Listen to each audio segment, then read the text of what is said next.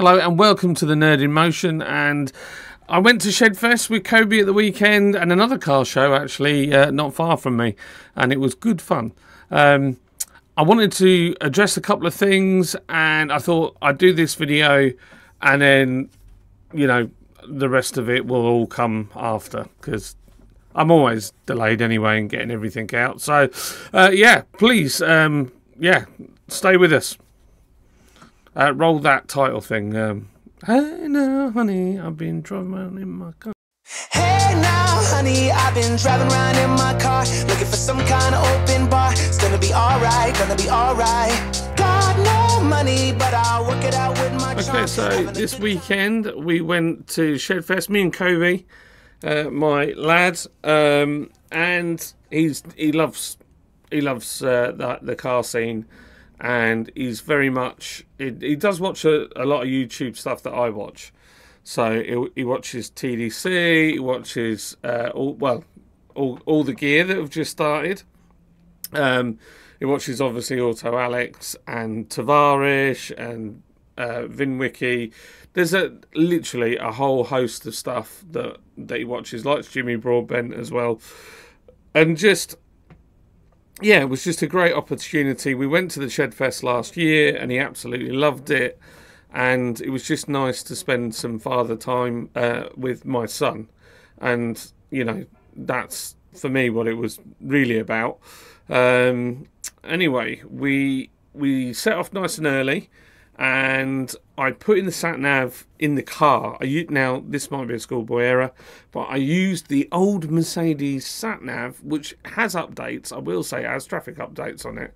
And I put the three words location exactly in on the sat-nav, and we set off. And it took us about 2 hours. It was about 2 hours 30, and we stopped for a Mackie D's on the way as well. Which is just what you've got to do. And Kobe had his phone and he'd put Shedfest in big letters and a question mark. And we get alongside somebody that we thought was going to Shedfest on the motorway, and Kobe was holding it up to the window. And it was just fun. It was just really good fun. We took a walkie-talkie with us. So if there were any other guys in convoys or whatever, we could hear and like join in the banter. If so, you know, if we could. Yeah, it was just quality, absolutely quality. And we drove down. It didn't take us that long. Got there. We were 1.7 miles away. Now, the sat-nav took us a really weird route, and there was nobody really on the route, which was quite strange. And I have a suspicious feeling we were going through the bit that we weren't supposed to go through. But anyway, we did, and yeah, we were 1.7 miles out. It then took us over 3 hours to get in, and that was the downside. But I want to tell you a few things that I feel, because let me just quickly show you some of the stuff that went off. And I've been umming and ahhing about making this video, but like some of it is just garbage. So there was a guy called Charlie who was kicking off on Twitter saying that he's going to sue people and kicking off. He's on the phone to a lawyer and all this kind of stuff, and calling people scammers and all that. Arguably, that's defamation. But, you know, he was saying, oh, there's no people broken down. Somebody apparently crashed an MX-5 or something or other. And I mean, I didn't see it. I saw people broken down.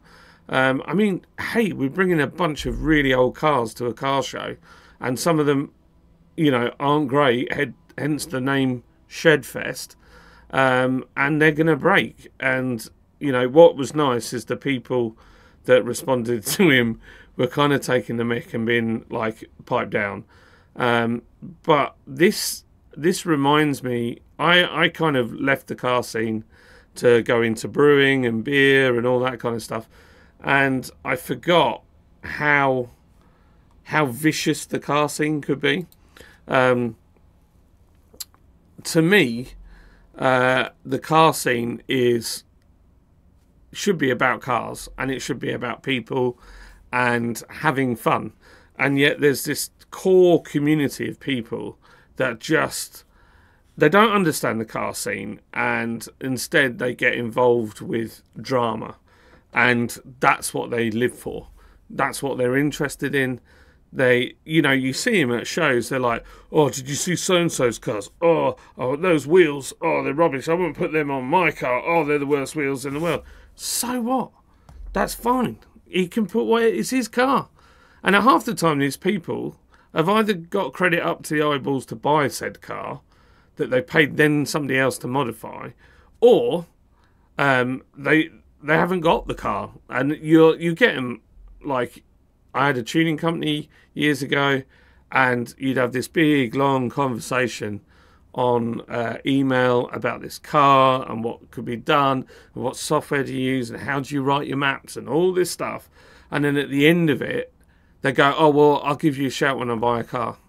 And you're like, they're out there. And I felt like that kind of behaviour on X was just, come on now, just grow up. And if you know people, if you've got car groups, if you've got people in your car groups that are like that, and they're going after people online and they're causing drama and they're always involved in drama, just flipping have nothing to do with them, because it just ruins the scene for everybody.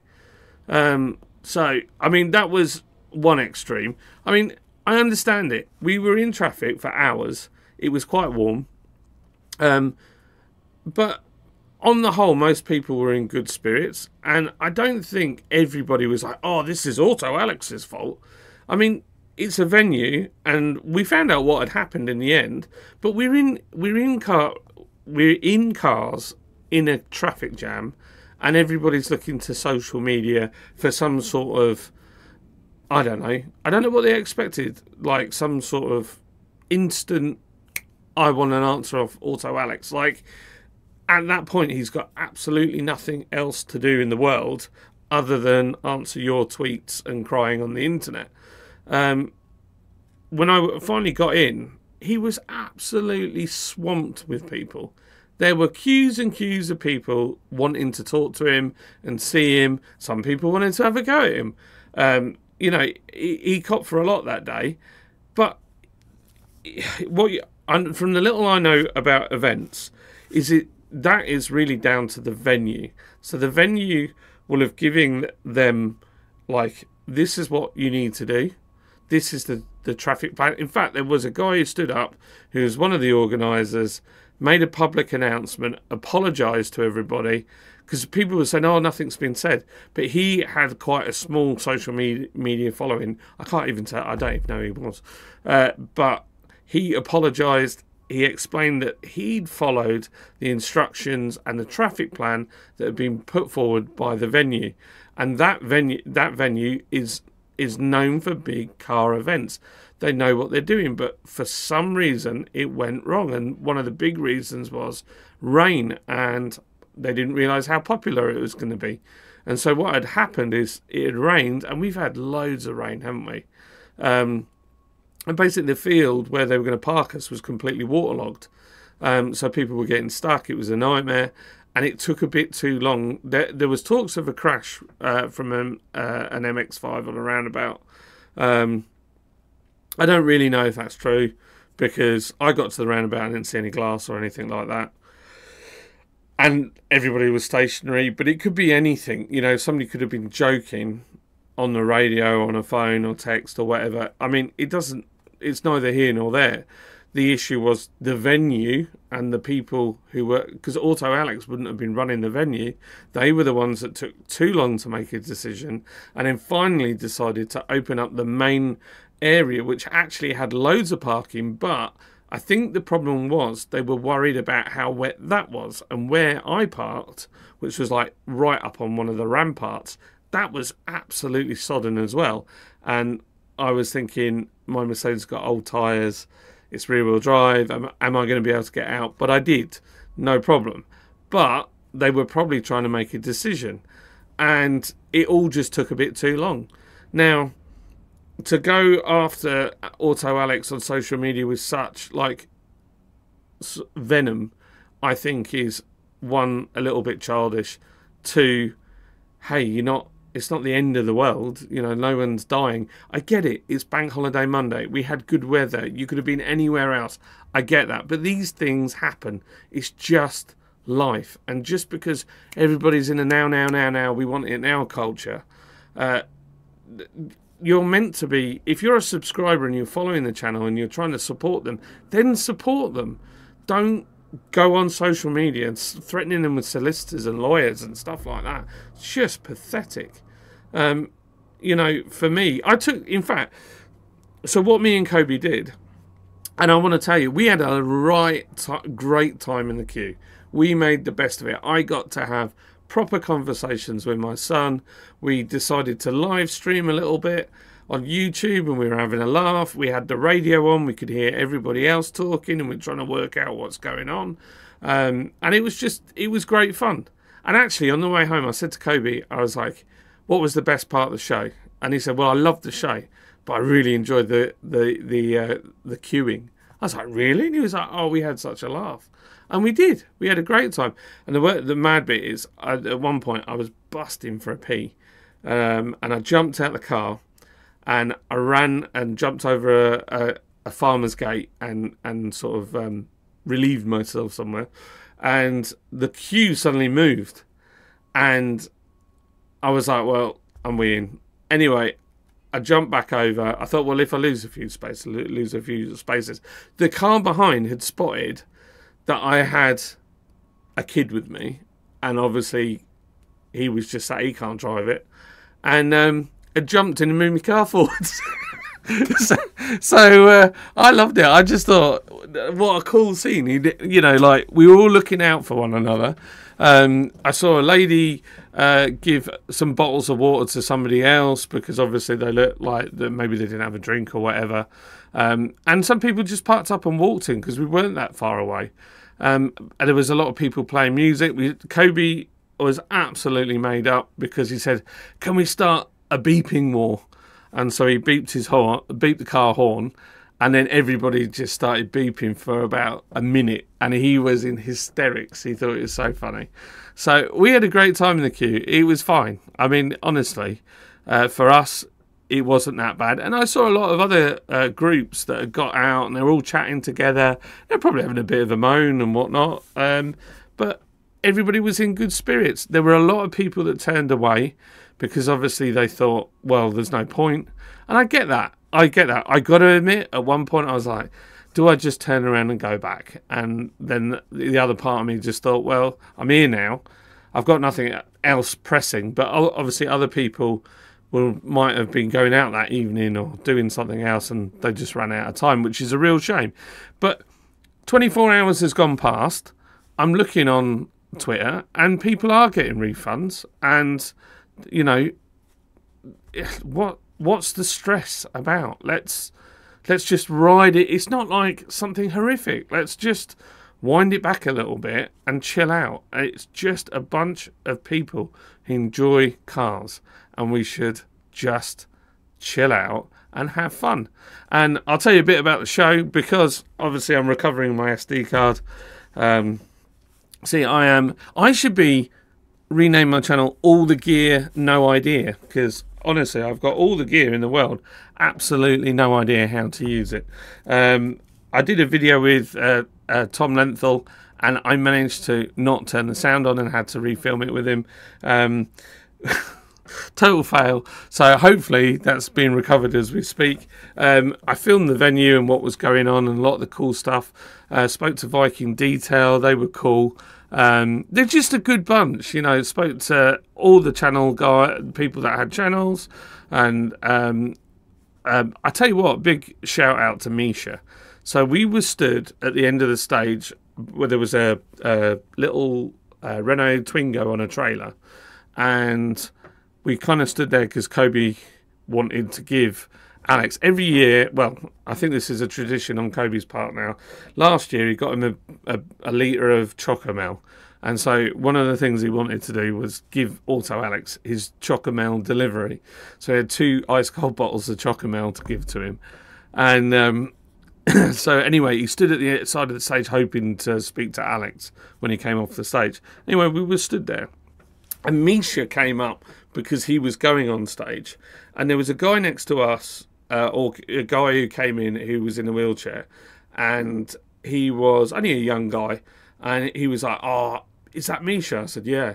He's like, "Oh, I am the biggest Misha fan. I've only come because I want to see him. I'd love to meet him." So anyway, me and Kobe kind of moved back so he could get closer to the railing, and then it was probably about 20 minutes, and then Misha's still meant to be going on stage. Anyway, the person with this young lad shouted, "Misha," like that. Misha turned around, saw him in the wheelchair. He's like, "Yeah, wait there." And he came past security. He came all the way around. He came and talked to this lad in the wheelchair, and he chatted with him for a few, like probably only a minute 30 seconds, something like that. Took a selfie with him, all that kind of stuff. I was just like, what a dude! Like, what a legend! You know, he is really just a top lad. So yeah, I was well impressed with him, because you know, where we were, you couldn't really. It wasn't like loads of people would have seen that. But yeah, I was like, props, you know, props to that dude. And yeah, went and saw the big kids area. That was awesome. I think that's a great idea, you know, having an area for everybody with kids to play. Because when you've got younger kids, it's really hard to get to any car shows and stuff like that. And to have stuff for them to do, and a massive tow mater, which was just the coolest thing ever, I just thought was brilliant. And it was just, yeah, there was some traders there. They were really cool. Kobe has got like Febby Bildenstein t-shirts and stickers from BC Racing and all sorts of stuff. They were just so generous. It was just proper cool. Ram Air were there. Yeah, it was. I was really impressed. There was a company that does really nice roof boxes as well, and they let Kobe up into the roof boxes and let him have a look around, and he was made up. And at the end, so they said on part of this announcement is, yes, we have to shut at 5, but because if you've been late, you can stay later. And actually, we stayed. I think we didn't leave until like. It was gone 7, I think, when we actually set off. Admittedly, we were the last car there, but I got to talk to all the guys, Tavarish and Rory, and Kobe chatted with Taylor for ages. And yeah, Kobe went round and got everybody to sign his hoodie. And yeah, just Will, and Will's a legend, man. He's another guy, just so chill. And I mean, I could keep saying, you know who the guys are, all of them. Like, there isn't a bad apple there. They're all sound. So me and Kobe had an absolute awesome day. I was absolutely burnt to a frazzle because I'm from Yorkshire, right? So we expect cold weather and rain, and we were all prepped for bad weather, and so we had not considered that it might be warm, so we didn't have anything like a hat or any sun cream. But anyway, it was fine. We just kept drinking, kept hydrated.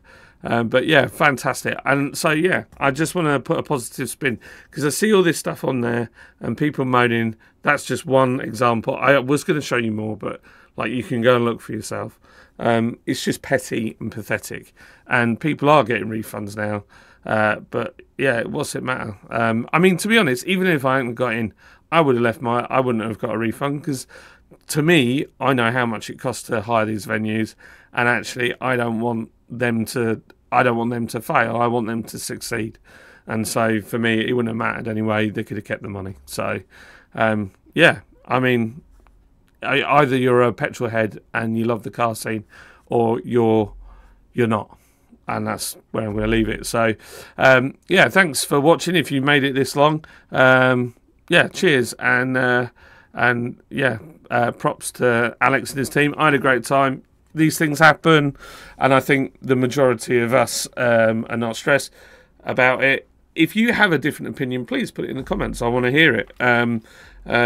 You know, I think you're entitled to your opinion. But yeah, put it in the comments. See what you think. And yeah, have a nice day. I'll catch you all on the flip side. Well, hopefully once I've recovered all this software, I'll make an actual video of Shedfest. So yeah, we're working on that. And oh yeah, and a big shout out to the lads with the 206 GTI. Oh man, they were awesome, right? I'm going completely off on a tangent here. They had a Peugeot 20, was it a 206? Yeah, 206 GTI. Base Baguette, that's them. Go and check them out, right? So Base Baguette, these guys here. Come on, focus, you swine. Oh, come on. There we go, Base Baguette. Go and check them out. They've got a little 206 with massive speakers in, and I was trying to explain to Kobe what a sound out car was, and how do you explain to like a young kid what a sound car was from like the early 2000s? Like, they haven't got any concept whatsoever. And when we got to the show and we parked, you could hear this bass, like it sounded like it was coming from miles away. And I said, oh, that sounds like a sound out car, we'll have to find it. Anyway, found the car, and I said, oh, would you let my son have a listen? He was like, yeah, sure. And they started the car up, they stuck him in it, and he was just blown away. That he couldn't believe it. And on the way home, he's like, Dad, I didn't even know that was a thing. I couldn't. And I said, can you see why I was struggling to explain what it is? He's like, yeah, it's mad. It went through my whole body. So, yeah, thanks, lads. I really appreciate it. And actually, I said to them, and I still stand by it, that was my favourite car of the whole show, because I just haven't seen one in so long. It brought back so many memories, and my son was able to share something that I used to love. So props to you, lads. It was flipping awesome. So go and like and subscribe to those guys, because that car is very cool. So right, I'm going to go now. I'm going to go. Right, I'll see you all later.